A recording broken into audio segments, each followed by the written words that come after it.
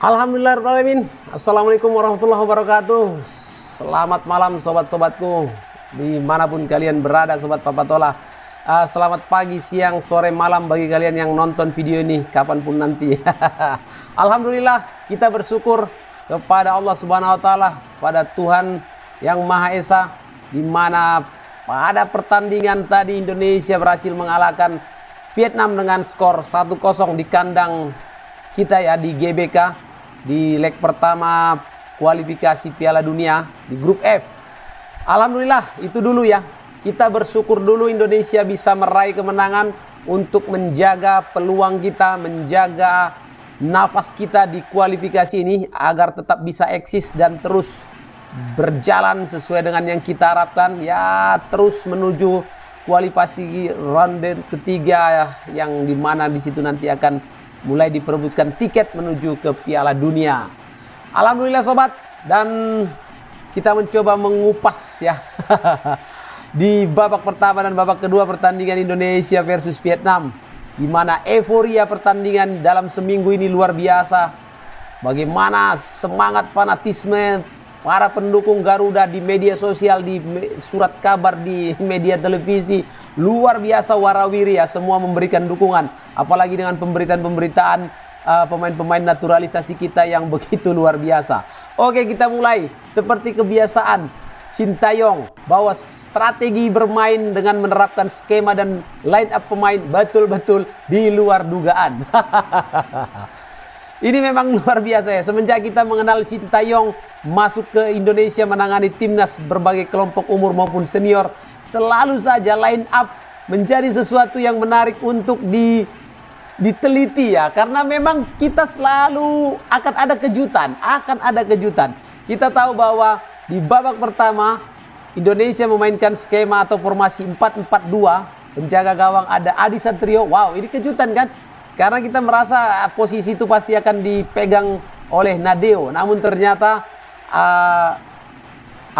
Adi Satrio yang diberikan kepercayaan. Kemudian di tengah ada pemain debutan Jay Ijes. Wow, Jay Ijes pertama sekali bergabung dengan tim nasional, baru latihan beberapa kali, diberi kepercayaan menjadi palang pintu pertahanan Indonesia menghadapi Vietnam yang kita kenal dengan kelincahan fighting spiritnya yang luar biasa.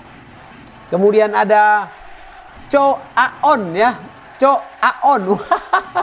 Luar biasa juga, dua pemain debutan berani dimainkan oleh Sintayong. Acung jempol lah untuk keberanian Sintayong memainkan skema itu. Memang benar bahwa lawan juga akan terkejut, pelatih lawan juga Philip Trosser habis pusing dengan skema ini ya. Tapi kita juga panik juga melihatnya ya, para pemain juga. Kemudian ada Hapner. Oke, kalau Justin Hapner kita sudah tahu kemampuannya, kita sudah yakin dia juga akan bermain sebagai line up. Kemudian ada Kapten Rizky Ridho. Itu dia di barisan belakang. Di tengah kemudian Sintayong memainkan Marcelino Ferdinand, ada Ivar Jenner, ada Witan Sulaiman di kiri dan Yakob Sayuri di kanan. Oke, kalau di tengah sudah tidak ada kejutan lah. Aman. Namun kejutan kedua adalah duet strikernya adalah Hoki Caraka dan Rafael Struijk. Wow. Dan hasilnya memang boleh dikatakan sangat menjengkelkan ya di babak pertama. Kalian bisa lihat live reactionnya Papatola. Wow, Papatola sampai gregetan ya melihat pola main kita yang tidak jelas di babak pertama. Tidak jelas sobat. Komunikasi antara pemain tidak jalan. Skema build up serangan juga boleh dikatakan tersendat di tengah.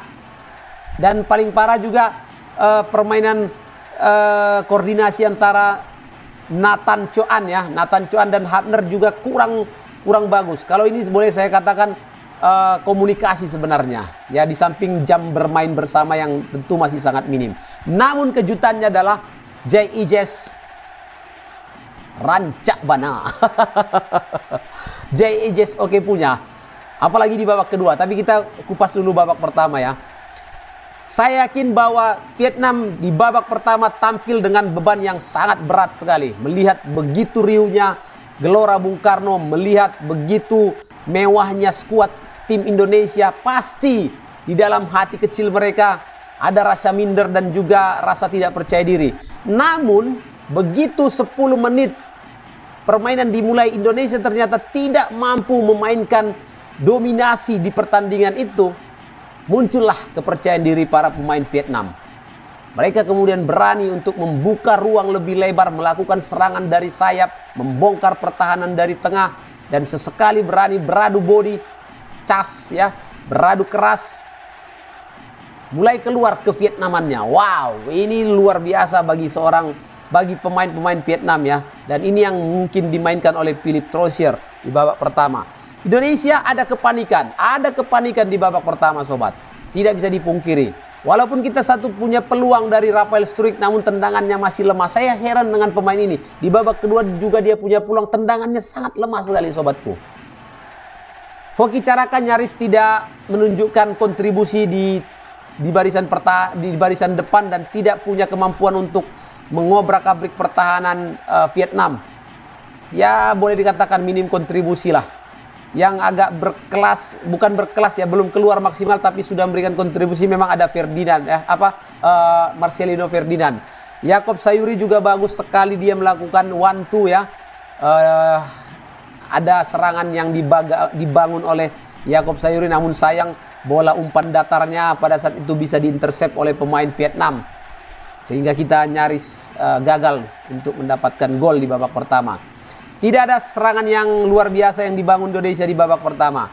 Semuanya serba terburu-buru, semuanya serba tidak jelas. Yang terjadi adalah Vietnam nyaman dan enjoy dalam menjalankan skema permainan di babak pertama. Oke, tutup close babak pertama. Kita mainkan babak kedua. Optimis ada perubahan. Kita tahu bahwa kemudian Caraka diganti oleh Arhan Pratama di kiri, dan kemudian ada Egy Maulana Fikri menggantikan Coan ya. Kemudian Sandy Walsh masuk menggantikan Sayuri, dan ini di awal babak pertama sangat-sangat merubah seluruh skema permainan. Keberanian menyerang, keberanian menusuk pertahanan Vietnam, kemampuan untuk mengajak one-on-one pemain Vietnam, dan juga passing-passing pendek sudah keluar di babak kedua ini. Wow. Dan satu lagi ketika kerjasama antara Jay Ijes, kemudian ada Hapner, kemudian ada Ivar Jenner, segitiga, itu sangat cantik sekali, sobat. Bola-bola pendek, dan mereka punya mental untuk memainkan itu di hadapan 2-3 pemain Vietnam. Itu yang sangat keren sekali. Ada perbaikan di babak kedua, dan ada peningkatan yang membuat Vietnam lebih masuk ke dalam garis pertahanan mereka, karena mereka tahu bahwa Indonesia sudah mulai berani menyerang dan punya kualitas serangan yang bagus di babak kedua. Alhasil alhamdulillah, satu lemparan ke dalam yang cukup berbahaya dari Arhan Pratama Arhan.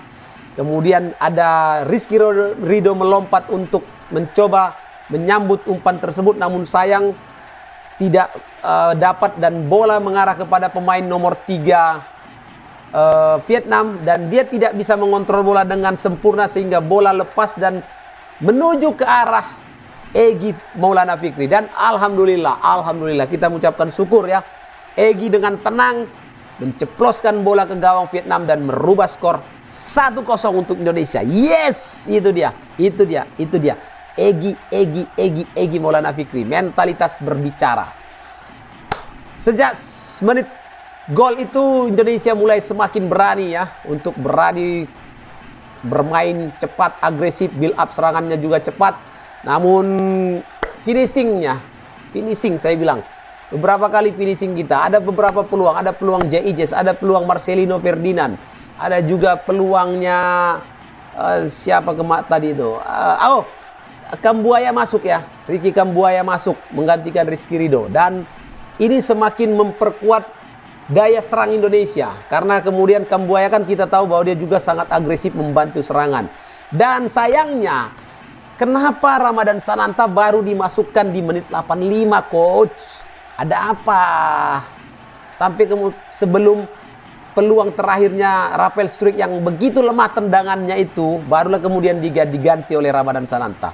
Dan saya perhatikan ya, ketika Sananta masuk sampai terakhir peluit dibunyikan, Sananta tidak Tidak ada pegang bola sobat, tidak ada melakukan, ya nggak ada dapat bola lagi karena Indonesia sudah dalam fase mengamankan kemenangan. Dan juga Vietnam juga sudah bermain hati-hati untuk tidak lagi kebobolan. Tapi overall, J.I. Jazz lu paten banget bang. J.I. Jazz, keren banget lu jaga pertahanan. Iya. Dan Egy Maulana Fikri, terima kasih bro untuk golnya, buat bangga Sumatera Utara, buat bangga Kota Medan, buat bangga Indonesia. Rancak ya, bagus, paten, top marko top lah untuk Egy Maulana Fikri dan juga J.I. Jazz dan seluruh pemain-pemain yang sudah berjibaku tadi meraih kemenangan, meraih 3 poin, menjaga peluang Indonesia untuk tetap bermain on the track menuju round 3 kualifikasi Piala Dunia. Semoga nanti di pertandingan kedua, leg kedua Indonesia versus Vietnam, Indonesia bisa meraih kemenangan lagi. Insya Allah kita doakan, kita berikan dukungan sobat. Mudah-mudahan saja kemenangan Indonesia di kandang Vietnam akan semakin mengamankan posisi kita menuju round 3, round of 3 dari kualifikasi Piala Dunia 2026. Oke, itu saja dulu ulas review pertandingan dari Papa Tola. Terima kasih untuk sobat-sobatku. Jangan lupa untuk subscribe, like, komen video-video dari Papa Tola TV. Sampai jumpa sobat. Assalamualaikum warahmatullahi wabarakatuh.